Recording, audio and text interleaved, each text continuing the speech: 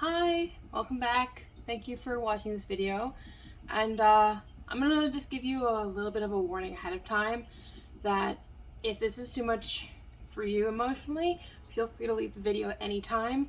I've decided that I need to make an update video. As you can tell from the title, it's been over 2 years now since I broke my ankle in July 2019. And some things have changed, some things have improved, and most things have not. In fact, some things have gotten worse. I kind of feel like this video is just going to be all over the place because my mind's all over the place, which is a symptom of what's the word I'm looking for here? A product of my injury. So, if you have been following me, if you've been looking at my videos, I did an update video a little while ago. A little while ago. But, let's see, so it's been July 24th, 2019, so it's 2 years and 2 weeks or so since my accident. Brief overview. I was at an appointment at work, walking dogs. The dogs were nowhere near me. I was in a backyard visit. I took one bad step down a stair, about, regular stair height, with my right foot, rolled that ankle and sprained both sides of it very severely. And in losing my footing, tried to catch myself and broke my left. I obtained a Trimaelloalar fracture with a dislocation of my left ankle. I can't actually say a whole lot of details right now because I've developed PTSD from this. And I can't afford to see my therapist regularly. So there's that. I just want to say to anyone, if you've been through this yourself, if you know someone who has, or just bring it to everyone's attention that this can happen to anyone. Your life can completely stop and change in a split second. One bad move. Just one. And please don't invalidate others. Please don't invalidate yourself. Okay? I live in a household that's very invalidating. They deny that I have PTSD. They deny that it affects my ability to work. They don't understand why I don't just go and do more walks and go and just do more things, try other things. Let me explain something.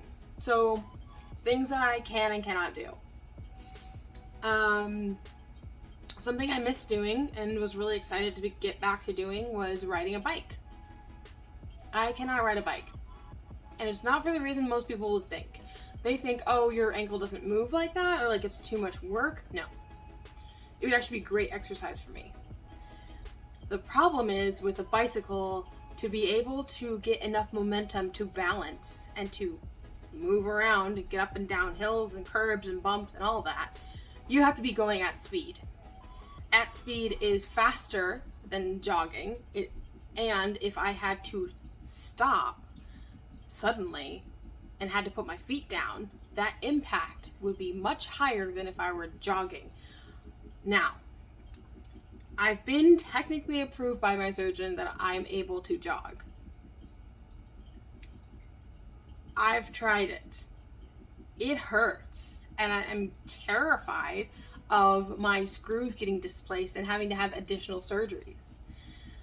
So I don't jog, and riding a bike and stopping suddenly would be higher impact, a higher chance of dislodging my hardware, my screws and plate, and also, what was the thing I was gonna say? This happens all the time to me now. My brain just, nope. Oh, the chances of falling. So I'm terrified now of falling. Going up and down stairs, going up and down a curb, okay? Up and down a step to get into a car, especially a tall truck or something. All of that's terrifying for me. I will say, at the beginning of my recovery journey, as I was stuck in bed for 3 weeks before surgery and then stuck in bed for another month or so, 2 months. And I was wheelchair bound for 6 months.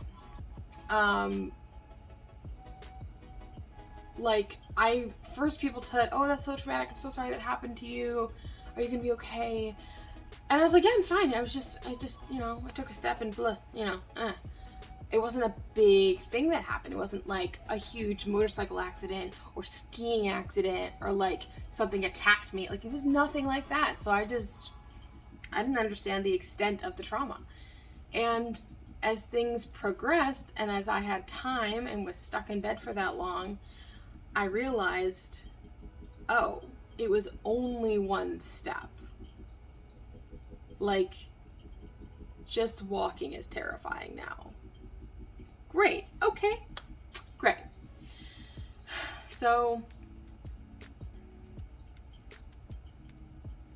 yeah, imagine if every time you had, like, first of all, I live in the basement of my family's home right now. That means for me to go to the kitchen, for me to be around family, for me to leave the house, I have to go up a flight of stairs and down at least one stair to get out of the house. And when I get home, to get back to my area of the house, my clothes, all my stuff, my computer, everything in my space, I have to go down a flight of stairs. Every time I have to step down, I have to think to myself, just be careful, mind where you're putting your feet, you're going to be okay. Every single time. Now, I'll be honest, that's exhausting. So sometimes I will disconnect and I will just make sure I'm stepping carefully, but I try not to focus on the fact that I'm going downstairs.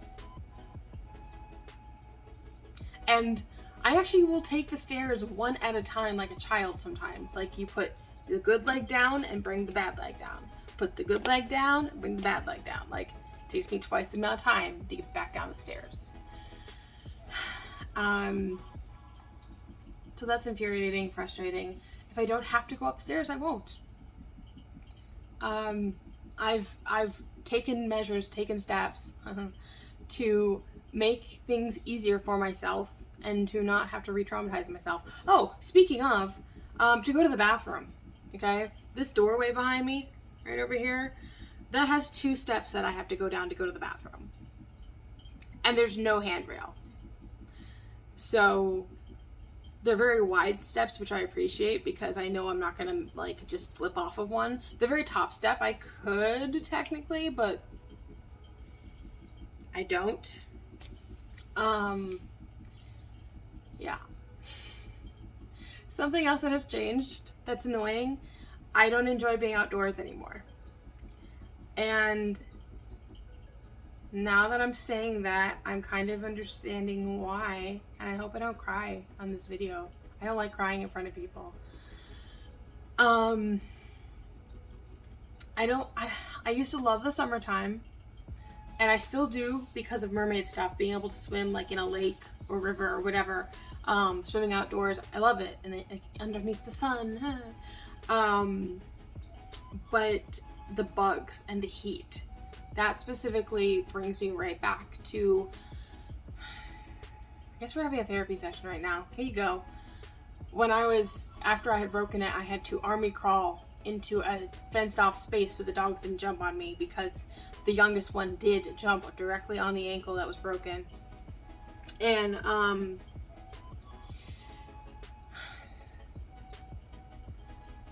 waiting for my boss to get there, waiting for the ambulance to get there. It was the height of summer, so having the same circumstances triggers a lot. I love autumn and I love springtime now, as far as like just to be outside. It makes me sad that I can't go swimming because it's too cold at that point, or everything's closed or whatever, especially with COVID and everything. things, like my pool situation has changed a lot. COVID has also not helped the situation because the pools that I would normally swim in have shut down to the public. They're like open to the one that I would swim in year round was a college pool, and it's open for their students and faculty and staff and like immediate family of faculty and staff, but not to the community nearby, which includes me. So it's been difficult finding any place that has swimming, much less ones that allow, sorry, this is Dusty and it's bugging me. Any places that allow monofins and mermaid tails. So, yeah, I don't enjoy being outdoors anymore. In wintertime, so half of the year, let's see, June, July, August.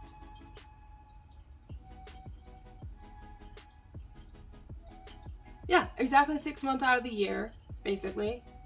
What's that, 6 months? That's 7. I can count. It's 7. 7 months out of the year here, I don't enjoy being outside or having to go places. Because the wintertime, we get snow anywhere from, I mean, it depends on the year, but recently it seems to have been like end of December, basically January through March. Kind of December. I count December. Anytime it gets below freezing. Anytime it gets below freezing until it stops getting below freezing. And stops snowing. We have ice. We get like snow, a little bit of a melt, ice. And that's terrifying. I don't have balance. I don't have the correction to like balance myself out. I'm a 30-year-old woman with an 80-year-old body at this point. And somewhat feels like an 80-year-old mind a lot of times. So yeah, if I don't have to go out in the wintertime, I won't.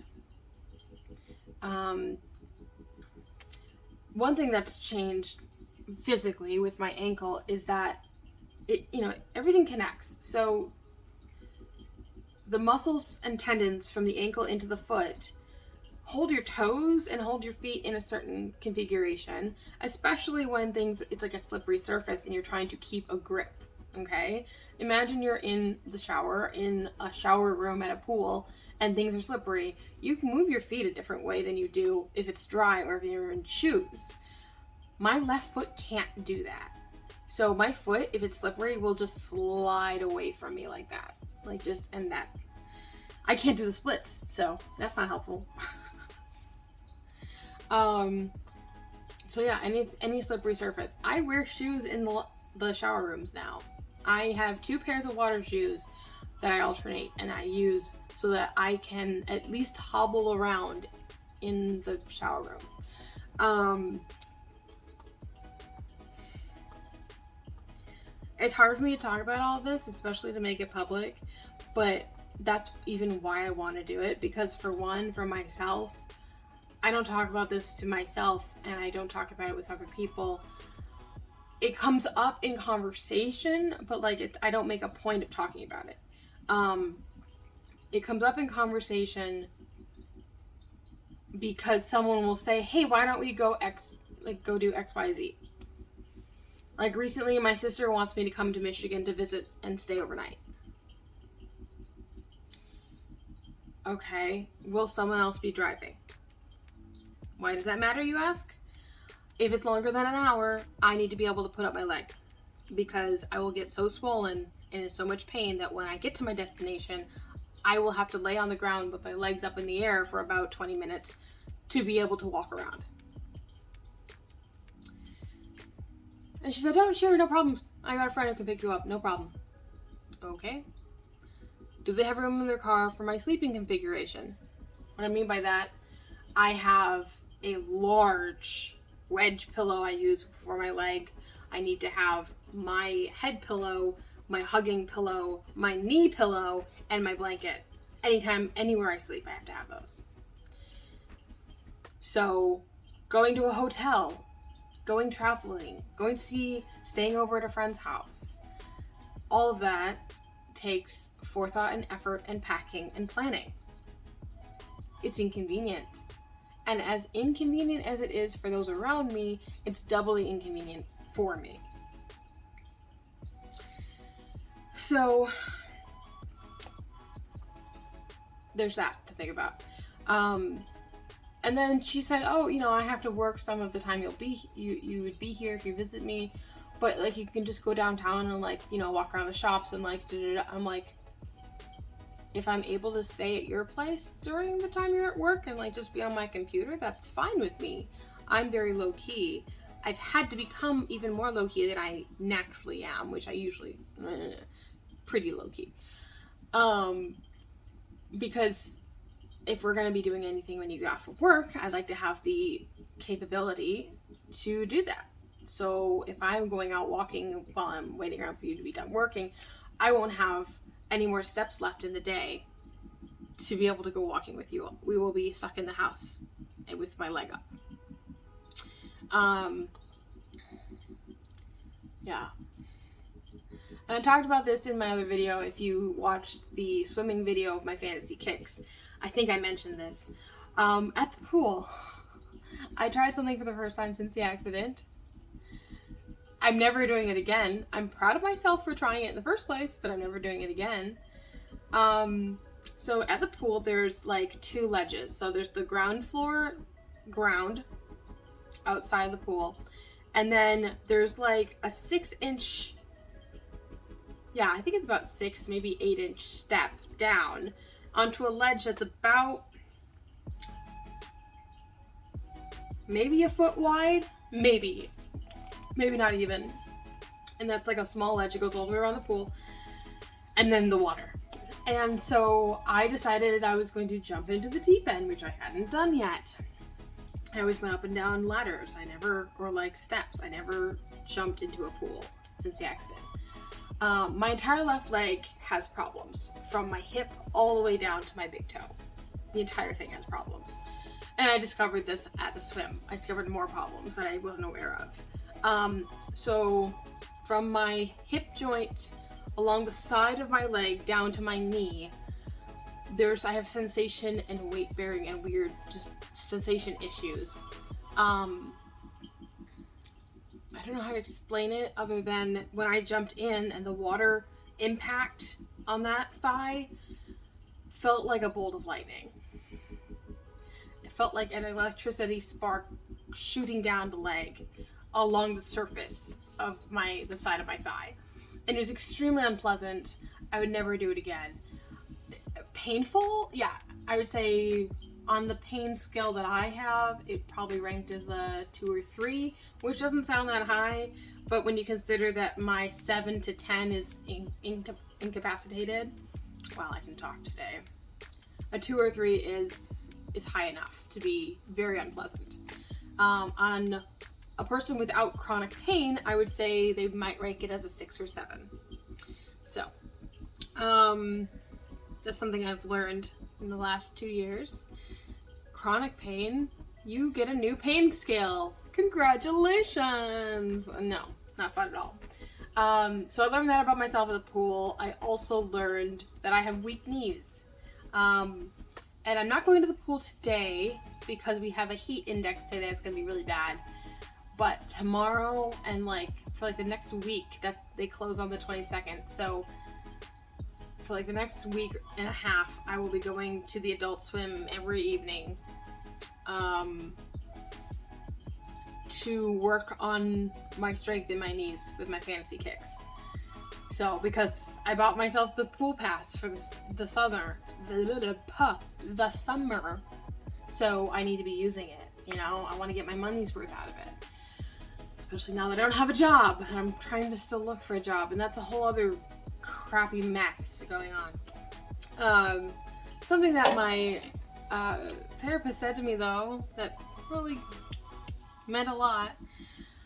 She said, I'm really proud of you. I'm like, you have to say that, you're my therapist. She's like, no, a lot of people in your situation wouldn't be looking for work.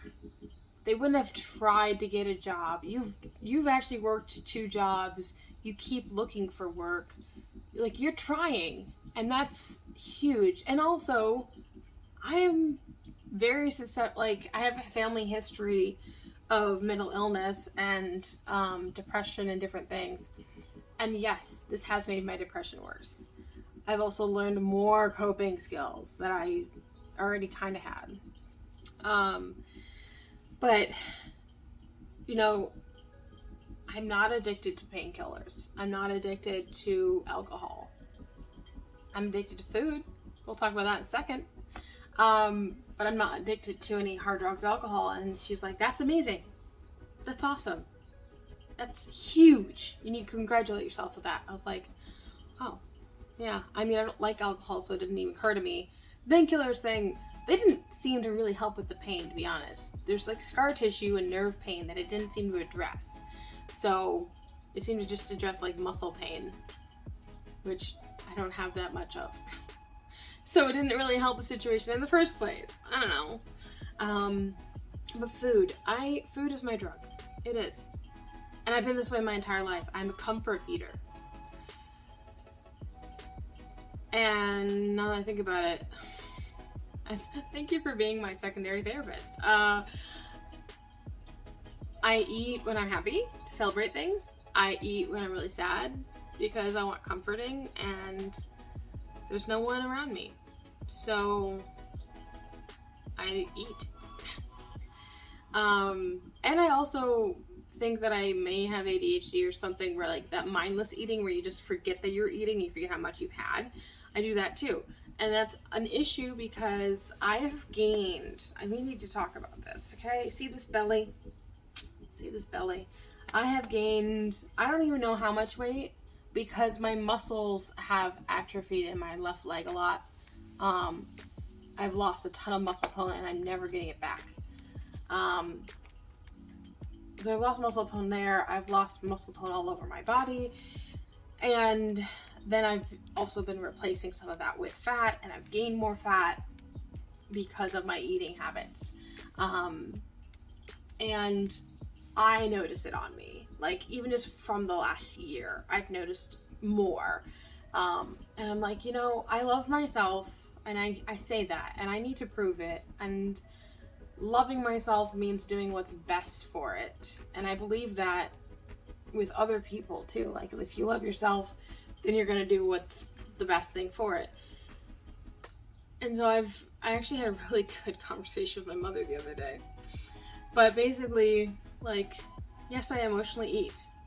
I want to address those, like, emotional triggers, and in a healthy way that doesn't use food as a tool.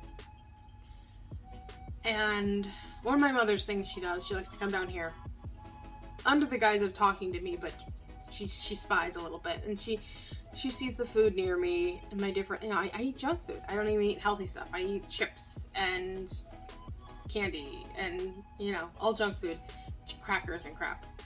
And she just goes, oh, you're killing yourself with this food. You need to stop eating this. If you just cut out the junk food, you'd lose so much weight. And all I hear is badgering and invalidation of my emotions. That was a light bulb moment. Okay. I haven't said that before. I haven't even thought that before.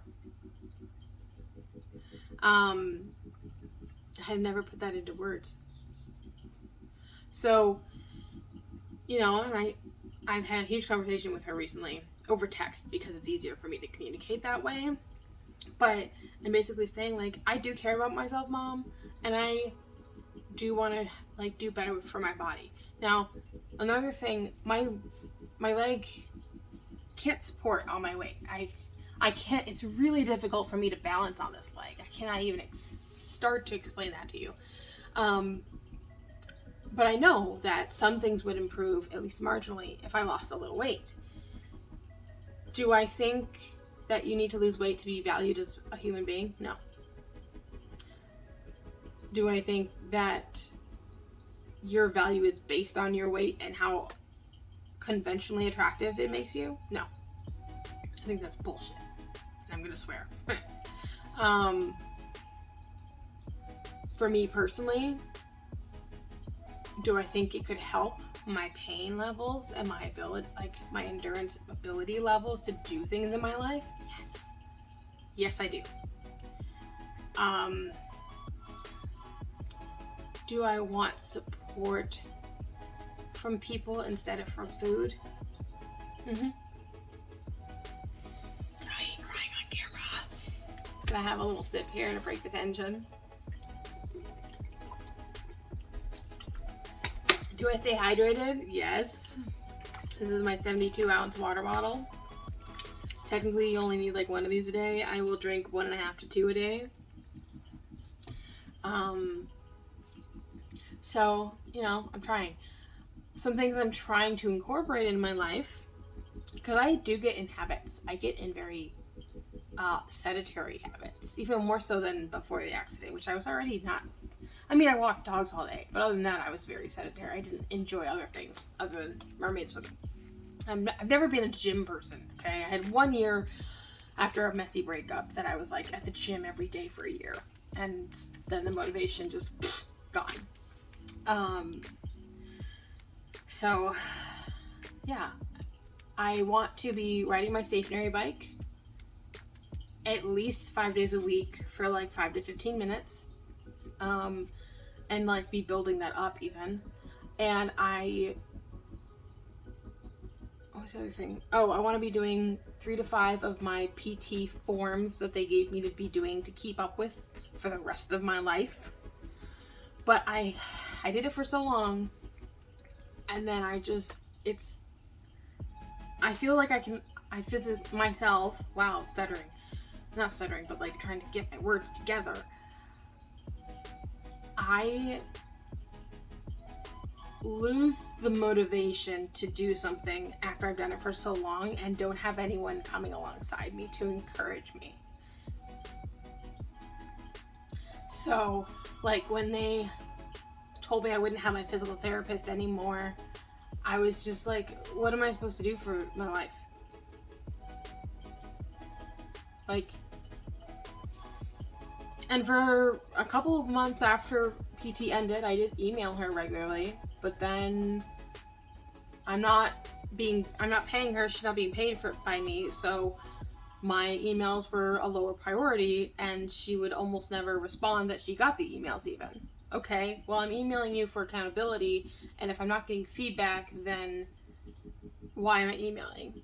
So I stopped emailing, and that meant I stopped doing it. I'm trying to find a buddy to be accountable with. Sorry for all the sound upstairs, there's humans. But I've had very little luck finding somebody to be able to check in literally every day. I need someone to check in every day, and that's a lot to ask of someone.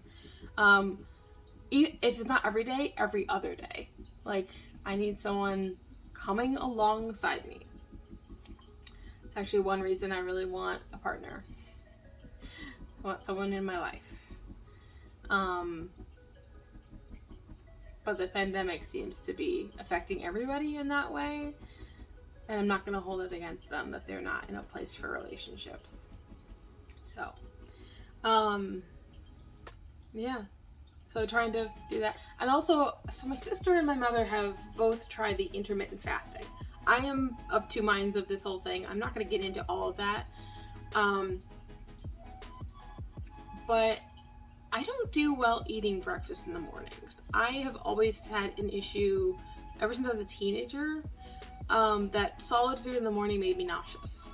And sometimes I would like tank in energy around 10 or 11. I would just like, I need a nap.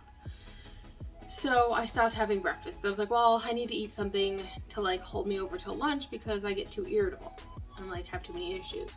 Okay, so I started having smoothies and breakfast shakes, and those are actually like protein shakes. Those don't bother me as much. I still sometimes get nauseous, but not nearly as often as I did with solid food. So I've decided to try the intermittent fasting. Basically, my eating window is noon until 8 p.m. And then after that, which I go to bed usually between 9 and 10. And I am in the habit of eating literally in bed before I go to sleep. Because I got in that habit because of the ankle, because For months, I was on pain meds, and you had to eat food before taking them or you would throw up your meds. So I got in the habit of eating while I was in bed. And when you do that for so long, it's really hard to break that habit. Humans are home today. I didn't think they would be home, so sorry. I had to film this today, though, because I got the motivation. So I just, lost my train of thought. Can anyone remind me what I was saying? Food, eating in bed. So that eating window being 12 to 8 is a challenge for me in some ways, and in other ways it's not. I'm also trying to reduce the amount of junk food that I consume, because I don't want to look at it as like, oh, I'm not letting myself have it, or I'm restricting my eating. No, I don't believe in that. I do believe in enjoying what I'm eating, and that I don't need as much as I've been having, and that I can save myself money by eating a little bit less of it and making it last longer. That's a great way to look at it. And also, if doing all these things helps me lose a little bit of weight, at least stop gaining weight is my goal at this point. If it helps me lose a little bit, and I'm feeling better, physically and mentally feeling better because of it, that's great. My mother the other night was like, hey, do you want to use my scale? I'm like, why? She goes, don't you want to weigh yourself? It's so fun to watch the numbers go down. And I said, I'm going to be honest, no, I don't want to do that, because to me, that's going to encourage an eating disorder mentality for me, and I don't want to be focused on that at all. So no, I won't be doing that, but thank you for the offer, but no. I will notice in my clothing, how my clothing fits, how my swimsuits fit, how easy it is for me to have a shower or bath or to do other things. That's how I'm going to notice. And the one time that I went to a gym for a whole year and lost weight and toned up, I noticed in my clothes, and I noticed with how easy it was to shave different parts of myself or whatever. That's how I did it. I did not weigh myself, and I liked it better that way. So, yeah.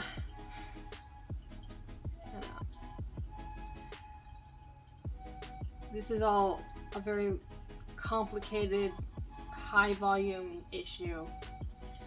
And this is for life, Everyone asks, well, can't they do anything? Can't they do another surgery or something? I was like, technically, maybe. Honestly, I don't know. I don't know how any other surgeries could be helpful. They do full ankle replacements. Okay. Well, I still have nerve damage. I still have scar tissue all throughout my foot. I still, how much would an ankle replacement actually help me in the long run? Is it any different than what I'm dealing with now? And then there's always the option of amputation. Okay. What are the complications of that? What are the limitations long term, or the care long term, compared to what I'm doing now? I have a handicap placard for my car so that I can park closer to things, because I'm limited to my steps. I'm limited to 2,000 steps a day. Do you know how the average person walks, the average able-bodied person walks a minimum of around 5,000 steps a day, typically. And I can't do that. I can't just go for a walk to the park by my house. I have to plan that ahead of time. I have to plan to ice when I get home. And then I can't do anything the rest of the day. Or if I do push myself, everyone thinks, oh, just do a little extra. It's fine. You need to build that up. We're not building things up here. We're trying to maintain as little damage as possible. If I go beyond my limits, then the next 1 to 3 days afterwards, I am incapacitated. I am not doing anything except getting up to go to the bathroom, getting up to get food. That's it. So, yeah. I've been doing, for what's been going on, I've been doing really well, and I'm very proud of myself. Am I angry? Yes. I had someone ask me that recently. Are you angry? And I kind of at the moment was like, I'm not really exactly angry. I'm more frustrated. But no, I'm angry too. I am. And I've never had this mentality of like the why me mentality. I believe that the universe is random, and like what happens is random, and like the whole, oh, it happened for a reason, it's gonna be used for your better. No, I learned from this. It doesn't mean that's why this happened. Okay? I've learned about accessibility issues. I've learned more things to be able to empathize and sympathize with other people with disabilities and accessibility and mobility issues. Long term, I do plan on having a wheelchair because, like, for specific, I'd be a part-time wheelchair user for very specific situations. My entire family was here. Well, not my entire. A good chunk of my family was here in July, and they went into Chicago. They went into the city for a whole day, and I didn't get to go because getting up and down off of the train would have been terrifying, first of all. The amount of walking that they did. We'd have to like start off at a good spot, and I'd have to stay there and wait for them. Maybe get a taxi. I don't have money for a taxi. That means they'd have to pay for it. They didn't want to spend all that money, which I would never ask them to do that. If I had had a wheelchair, I could have probably gone with at least and like enjoyed at least half or like 2/3 of the excursion with them. Without a wheelchair, I had to miss out of it completely. And everyone keeps telling me, oh no, you don't need a wheelchair. Oh, you shouldn't get a wheelchair. Leave those for people who need them. I want to tell you, it is nobody's place to gatekeep or to assume people's ability levels. I actually joined a support group for part-time wheelchair users and mobility aid users because those who don't need it don't understand. I didn't understand before this accident. I had no clue of why people might use crutches versus a walker versus a wheelchair. And growing up, I definitely had that mentality of, oh, unless you're paralyzed or don't have legs, you don't need a wheelchair. And I had that mentality when I would see, especially large women in scooters going grocery shopping, using the grocery shopping scooters. I was like, you really need to be walking and trying to lose that weight. I don't hate myself. I don't hate myself for thinking that. I'm very disappointed in myself that I ever thought that. And I apologize for it, which apologies include changing your behavior to not have that happen again.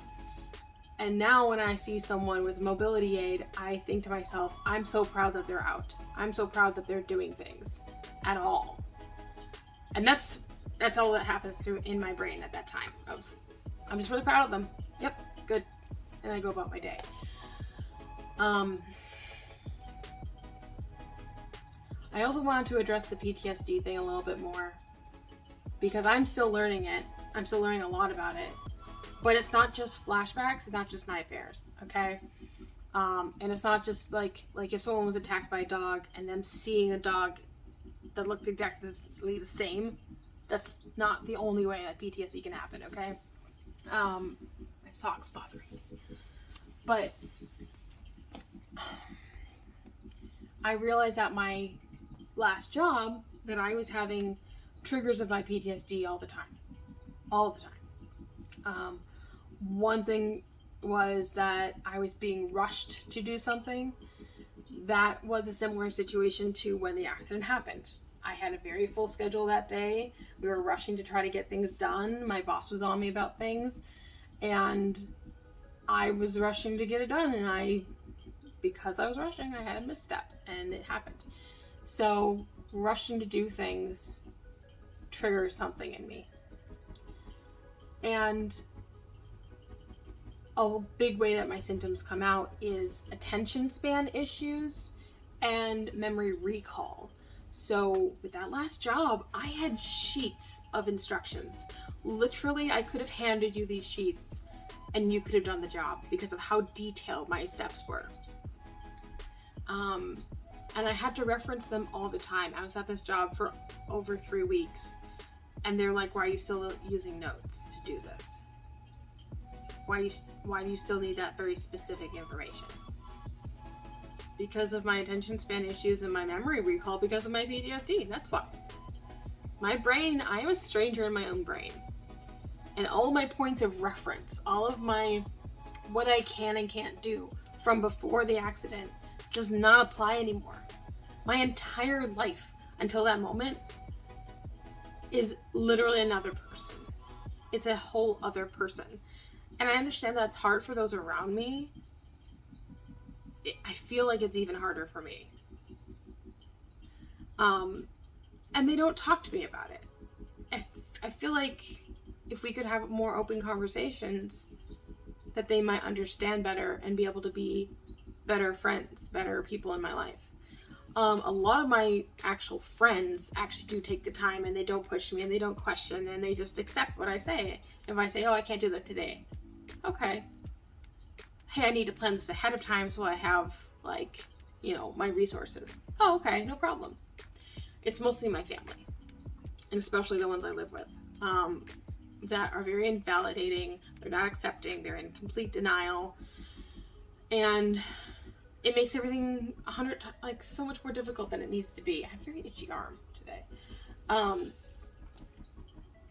Yeah. So, and I understand that some people fake stuff. I know some people exaggerate things. I've never been that kind of person. I've always wanted to be extremely honest, extremely truthful in everything in my life. And to the point of downplaying things. And actually that downplaying of things, of traumas, of memories, of experiences, of issues, that only makes things worse in the long run. You need to be able to face things head on, recognize them for exactly what they are, and be able to talk about them. And I'm learning that right now. I'm learning that every day. I'm learning that when I had a job, I was learning at the same time as my, a few steps ahead of my boss. And realizing, oh, I can't do this task, or I can't do that XYZ. Another thing that would trigger my PTSD at work, you know how office chairs have spidery legs that kind of I don't know how to, there's the one stand that the chair stands on, and then there's a leg. It's like a starfish. There we go. That's like a starfish. Starfish leg. Anyway, can't do that with my hand. I would trip or misstep against those legs, and almost either roll my ankle or kind of stumble, I guess you could say. And I remember freezing in place and having to tell myself, you're okay. It's not happening again. You are safe. We need to move now. I had to say that out loud multiple times. I had apparently I'm klutzy. I don't know. So this is a very long video. I appreciate you sticking with me through it. I appreciate anyone who does watch this video. Yeah, I may try to make other videos in the future and try to be a little more planned ahead of time and keep it shorter. Who knows? I'm not very consistent on here. You know that if you watch my videos. I have like bouts of posting videos and then bouts of not posting. So yeah. But everyone and their abilities and capabilities is valid, no matter what they are.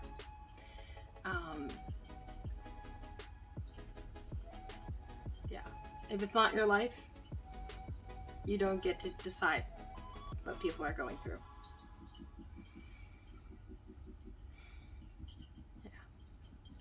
Thanks for watching.